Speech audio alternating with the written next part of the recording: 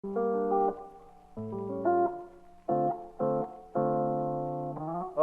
esse aqui é mais um Ministério Público de Contas Cidadão, o podcast do Ministério Público de Contas do Estado de Sergipe, que exatamente tenta conversamos sobre a gestão pública, sobre controle, sobre como os órgãos de controle podem impactar positivamente na vida sua, do cidadão, especialmente do cidadão sergipano. Hoje temos a honra e o privilégio de receber a doutora Thaís Lemos, delegada, coordenadora do Departamento de Crimes contra a Ordem Tributária e Administração Pública, DEOTAP, e vamos falar sobre isso, sobre combate aos crimes contra a ordem tributária, notadamente os crimes contra a administração pública, falar sobre controle, combate à corrupção e falar exatamente desse engajamento, que a DEOTAP faz parte do FOCO, o Fórum Organizado de Combate à Corrupção no Estado de Sergipe, e de engajamento desses órgãos nessa campanha que estamos abraçando, que a fiscalização da boa aplicação de recursos públicos à nossa conta, a garantia da excelência da gestão é o nosso foco, e tudo isso coroando com um evento agora no dia 13 de dezembro, em comemoração ao Dia Internacional de Combate à Corrupção. Doutora Thaís, muito grato por estar aqui conosco. E, inicialmente, aqui falando para o nosso público, vai ser um programa eminentemente informativo, de trazer informação à população, podia explicar como é que funciona o departamento, o DEOTAP, como é que ele funciona em relação à repressão à corrupção e os crimes contra a administração pública. Bom dia, é um prazer imenso participar aqui do Tribunal de Contas, desse podcast de hoje. Quanto mais acesso os órgãos de controle e os órgãos de combate à corrupção têm ao público, para a questão educativa, para a questão participativa da sociedade nesse combate à corrupção. O Departamento de Crimes contra a Ordem Tributária e Administração Pública vem atuando há mais de 10 anos aqui no estado de Sergipe. Eu estou lá há mais de 5 anos. Nosso departamento é composto por 3 núcleos. Um núcleo de combate à sonegação fiscal, e um núcleo de combate à corrupção e um núcleo de combate aos crimes contra a administração pública de uma forma geral. Temos um canal de comunicação via Disque Denúncia 181, então a população que tem interesse em enviar qualquer tipo de denúncia pode ser através do 181. Temos também um canal direto, é só chegar no DEOTAP, mesmo que a pessoa não queira se identificar, e fazer a sua denúncia, e através das requisições, solicitações dos outros órgãos de controle, como o MP de Contas, o MP estadual, o próprio Tribunal de Contas. Nós temos uma parceria muito grande com as instituições, e isso é de suma importância, né, ao combate efetivo, porque quanto mais fortalecidas as instituições estiverem, mais a efetividade no combate à corrupção, né, se revela. Então, hoje a gente tem essa parceria com o Tribunal de Contas, com o MP de Contas, tanto na passagem, né, de informações, de dados técnicos, como também na solicitação de investigações. O DEOTAP vem atuando bastante na questão dos contratos, nas fraudes, né, em contratos licitatórios de vários municípios que contratam com empresas que formam um grupo econômico com o intuito, né, de frustrar o processo licitatório, a questão de superfaturamento de preços também em licitação, desvio de verba pública. A verba pública não é destinada para o fim almejado no órgão público. Então, todas essas situações, né, do dia a dia, na gestão municipal, estadual, de um órgão público que foge, né, ao parâmetro da normalidade, da legalidade, e tiver indícios de crime, nós estamos amplamente, né, disponíveis para atuação. No ano de 2021, nós fizemos assim um trabalho excelente em relação ao combate à corrupção. Instauramos mais de 70 inquéritos policiais, né, com mais de 100 pessoas indiciadas, medidas cautelares de interceptação telefônica, telemática, sigilo bancário. Fizemos a apreensão de mais de 30 veículos, porque o que realmente incomoda, né, nos crimes de colarinho branco é a restituição, no caso, incomoda para os infratores, é o perdimento dos bens. Então, o nosso foco principal hoje é esse, é a recuperação dos ativos ilícitos para o poder público, né? Para que esses bens e valores retornem ao poder público e sejam empregados onde eles nunca deveriam ter saído, né? Que é na saúde, na educação, no aparelhamento do Estado como um todo. Então, nós fizemos uma operação em 2021 que fizemos o sequestro de 10 milhões em valores e mais de 30 veículos. Então, ações como essas, né, são muito importantes para frear esse mecanismo, né, desregrado, né, da corrupção no nosso Estado, no nosso país. Pronto, é muito importante o que a senhora falou, delegada, porque realmente a campanha que nós estamos imaginando, que nós estamos trabalhando para chegar no Dia Internacional do Combate à Corrupção, ela prevê exatamente 3 eixos. Uma de que é importante a população ter e se importar com a boa aplicação do recurso público. Cada centavo de recurso público, imagine 10 milhões ou milhões de reais mal utilizados, que impacto isso tem na população, especialmente a população mais vulnerável. Então, é importante que a população se importe com isso.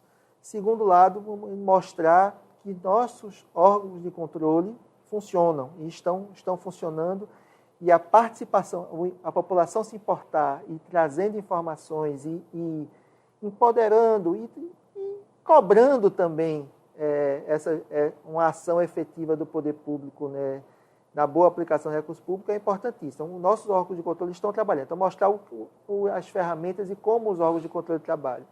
E, enfim, gostamos de mostrar boas práticas, que é exatamente como os órgãos de controle e como essa atuação, uma atuação de excelência, leva à boa aplicação do recurso público. Então, gostei muito da fala da senhora, especialmente colocando essa questão de que, primeiro, existem meios efetivos da população participar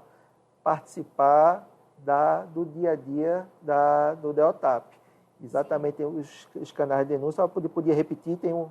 Através do Disque 181, Disque Denúncia, pode também chegar na recepção do DEOTAP com envelope em branco, ou envelope em branco não, envelope sem identificação. Sem identificação, com a denúncia também. Se a pessoa quiser conversar conosco sem se identificar e trazer a denúncia em mãos, sem assinatura, sem identificação também, a gente recebe diversos populares com informações de irregularidades na gestão pública e através também dos outros órgãos. Chega nas ouvidorias do Ministério Público de Contas, do Ministério Público Estadual, essas denúncias acabam chegando no DEOTAP também. Porque é muito importante isso, até porque é algo muito importante, é uma coisa que o Foco faz também, é essa circularidade dos órgãos de controle. Por exemplo, o Tribunal de Contas, ele tem um trabalho muito grande de prevenção e tem um trabalho de repressão, digamos assim, à corrupção.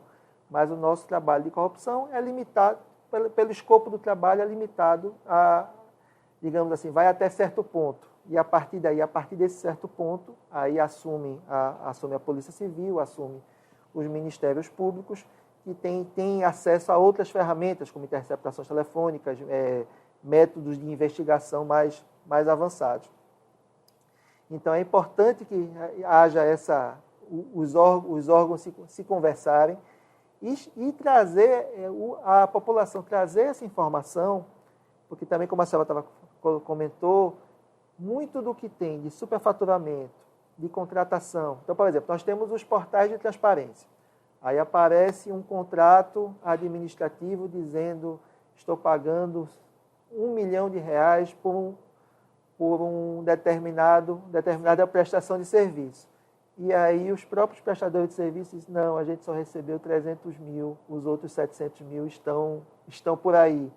Então, às vezes são essas pequenas denúncias, ou grandes denúncias, que a gente consegue, o órgão de controle, a polícia, consegue puxar o fio da meada. Sim. E aí vai montando todo aquele quebra-cabeça com auxílio de outras informações para chegar... A própria população assim, tem contratos em determinados municípios de locação de veículos e que não, a Secretaria de Saúde tem não sei quantos veículos para levar a população ao hospital do Estado ou levar de uma UBS para outra. E quando a população vai realmente pedir o auxílio, pedir esse serviço não está disponível pela falta do veículo. E lá no contrato tem. Então, a população tem que se revelar e nos auxiliar, porque a gente não está em loco, a gente não está naquele município para visualizar todas essas irregularidades, né, praticadas no dia a dia. Então, é de suma importância essa participação, que nos mostre as deficiências, as dificuldades, né? Se um determinado setor que tem, pela legislação municipal, tem 30 pessoas no município trabalhando, de repente, a gente vai ver a conta de prestadores de serviços, de contratados, tem 60. Cadê as outras 30? Essas 30 pessoas estão trabalhando, não estão? Então, a população precisa nos auxiliar, porque são os nossos fiscais do dia a dia. A polícia, infelizmente, né, felizmente, age após o cometimento do crime. Então, para que essas pessoas, os infratores, sejam responsabilizados fielmente, eu preciso da conjugação de diversos esforços, tanto o esforço técnico dos profissionais, dos auditores, das pessoas que nos trazem essa informação mais trabalhada, como da população em si, né? Então, assim, a Deltap hoje tem focado bastante na questão do combate à corrupção, principalmente nas contratações de terceirizadas, né, de serviços terceirizados, porque o concurso público é a base da contratação do poder público. Mas, infelizmente, muitos gestores se utilizam de mecanismos para se furtar essa obrigação e acabar também se beneficiando de alguma forma com esses contratos, que não é com aquela empresa X, é com a outra que é subcontratada, que não teria condição, né, de prestar aquele serviço na integralidade, o serviço não é prestado, ou quando é prestado é num grau de quantitativo menor.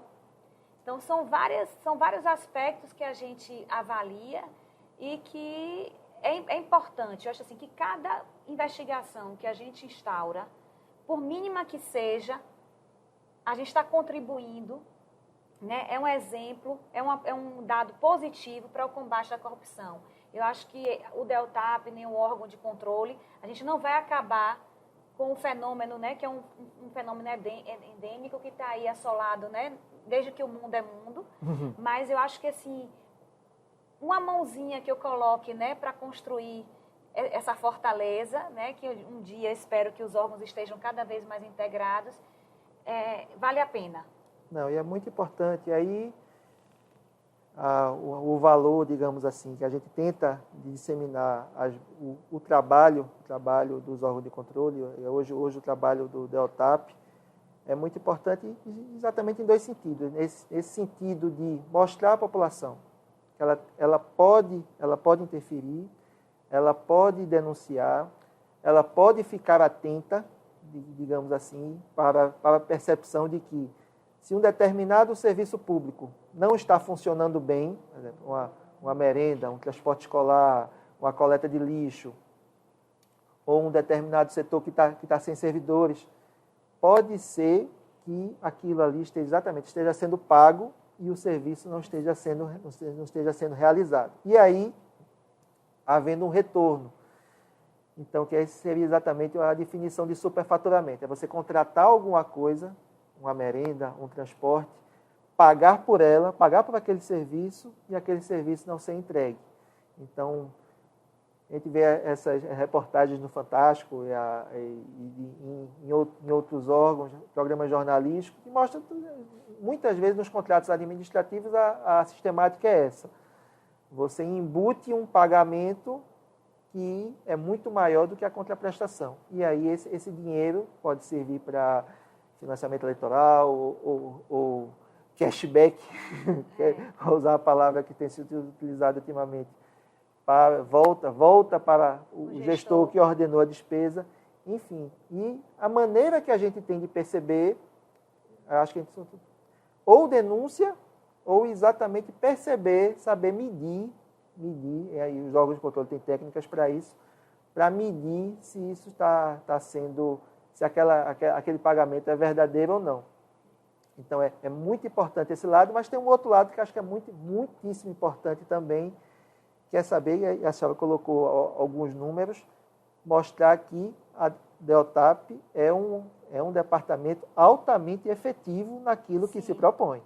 Então, tem obtido, digamos assim, lamentavelmente, muito sucesso, lamentavelmente porque o crime já ocorreu, mas graças a Deus que temos uma instância de que, uma vez ele tendo ocorrido, temos uma instância repressora muito efetiva para trabalhar isso.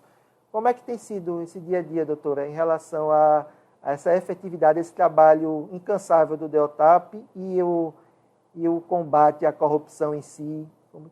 Estamos vencendo essa batalha? Sim, como eu falei, assim, a gente utiliza, né, primeiro, da força de vontade, da crença que a gente pode mudar e que o serviço é válido e dá certo, e de pessoas, né, profissionais, toda a equipe, que se volta realmente ao atendimento das ocorrências, ao combate à corrupção, que se especializam.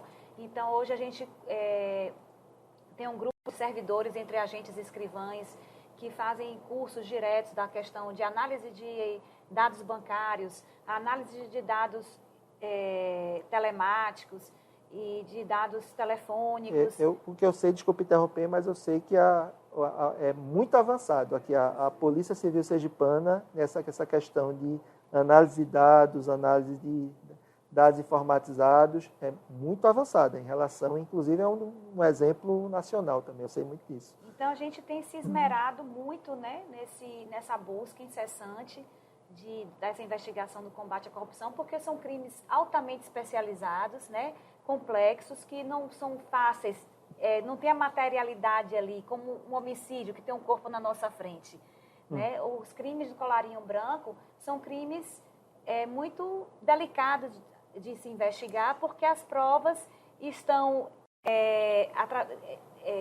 no papelzinho, estão dissimuladas dentro da formalidade dos procedimentos. Então, muitas empresas forjam orçamentos para poder participarem de uma licitação, constituem de forma fraudulenta a empresa colocando em nome de laranjas para se furtar da responsabilidade penal e administrativa e concorrer entre si no procedimento licitatório também.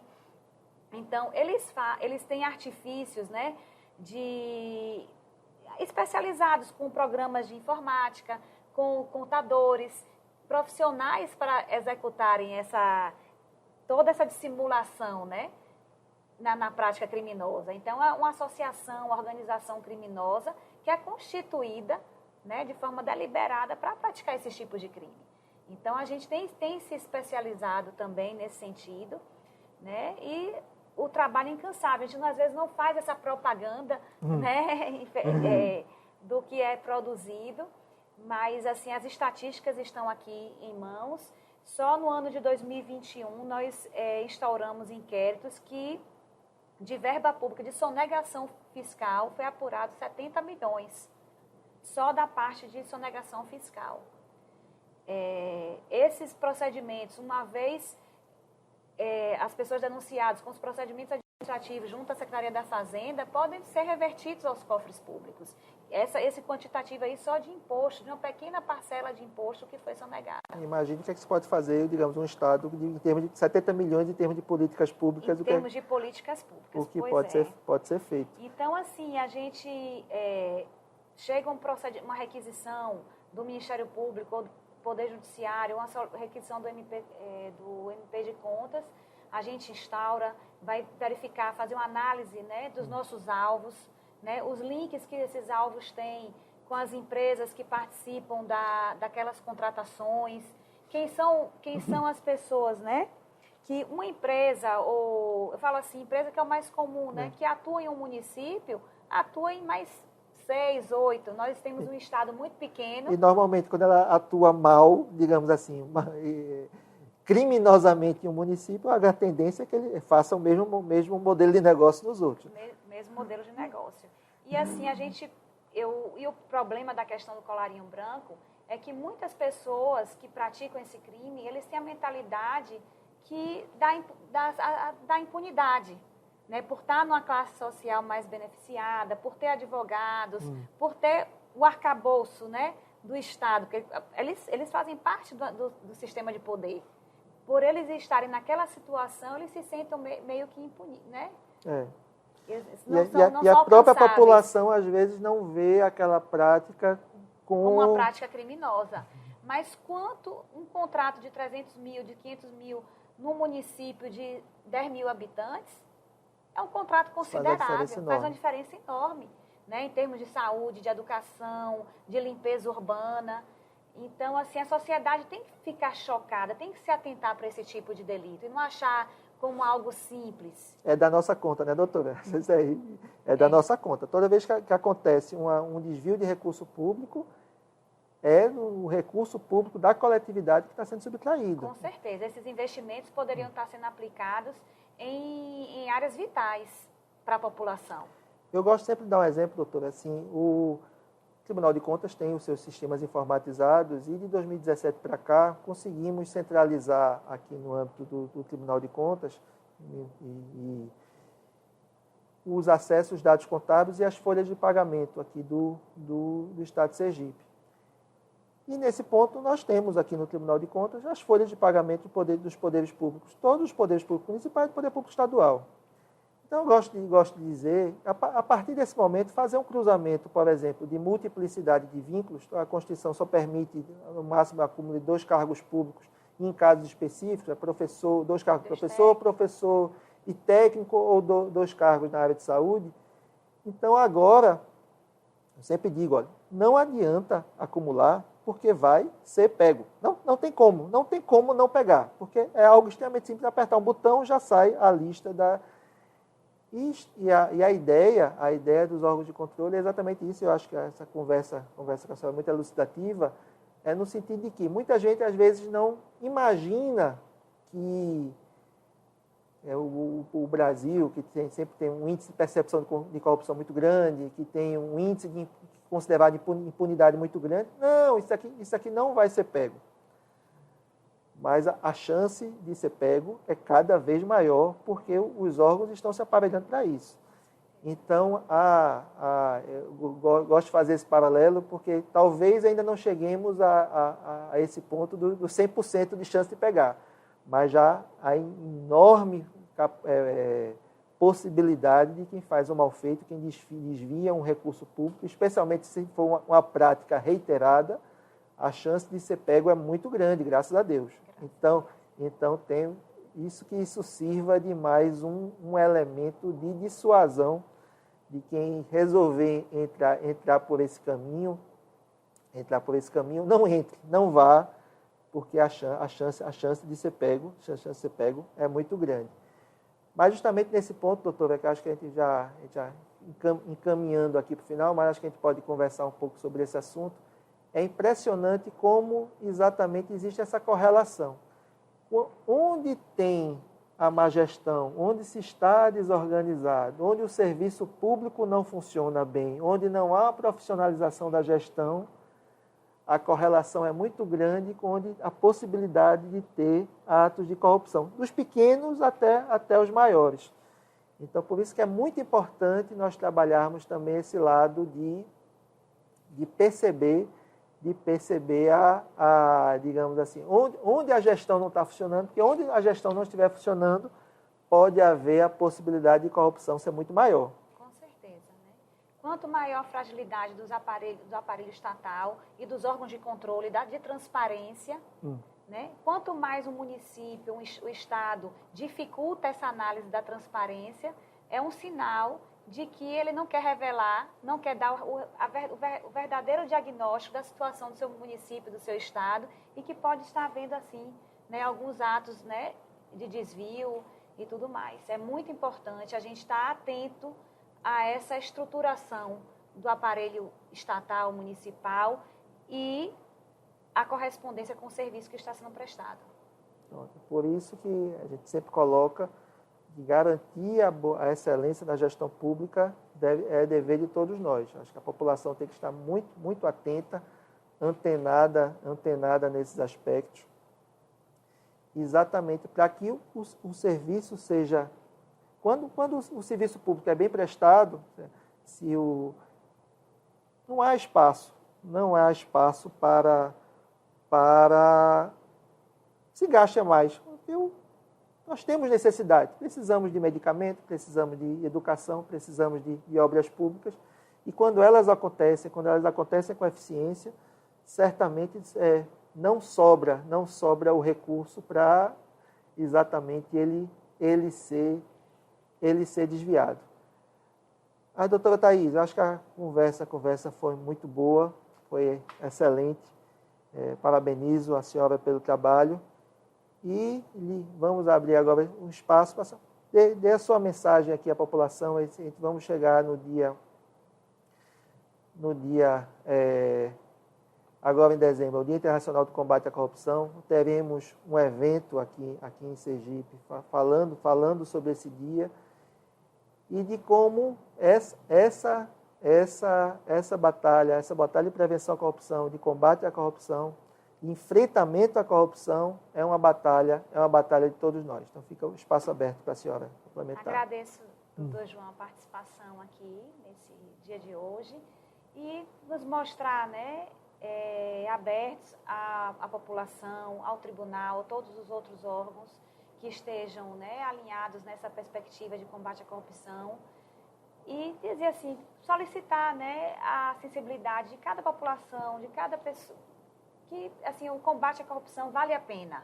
A gente não pode esmurecer, não pode pensar que o sistema é ruim e que a gente não vai dar conta e que isso vai ficar por isso mesmo. Eu acho que qualquer parcela de contribuição é positiva para que a gente consolide bons exemplos e vá mudando esse sentimento, essa cultura de que isso não importa. Isso importa muito, porque isso importa para uma vida melhor, a vida nossa, dos nossos filhos, da nossa geração e das futuras. Então, é de suma importância que cada um sinta esse combate como uma causa própria, um propósito a mais em sua vida.